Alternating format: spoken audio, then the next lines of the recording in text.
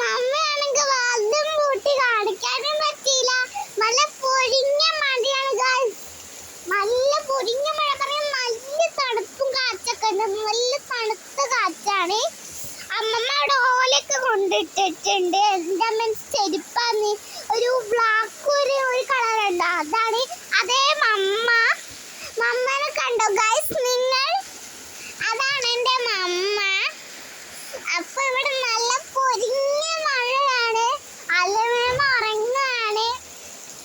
അല്ലമേമ പിന്നെ എനിക്ക് മൈലാഞ്ചി ഇട്ടൊരു എണീച്ച് കഴിഞ്ഞാല് അപ്പൊ ഇതൊക്കെയാണ് ഇവിടുത്തെ അവസ്ഥ.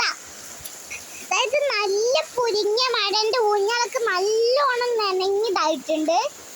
പക്ഷെ അവർക്ക് അവിടെ രണ്ടുപേരില്ല. അത് അവിടെ ഒരു വീട്, അവിടെ ഒരു വീട്. അവിടെ രണ്ട് ഭാഗത്തും മഴ പെയ്താലും തുണി ഇടാൻ പറ്റും. പക്ഷെ ഞങ്ങൾക്ക് ഇവിടെ മാത്രം മഴ പെയ്താൽ തുണി ഇടാൻ പറ്റില്ല.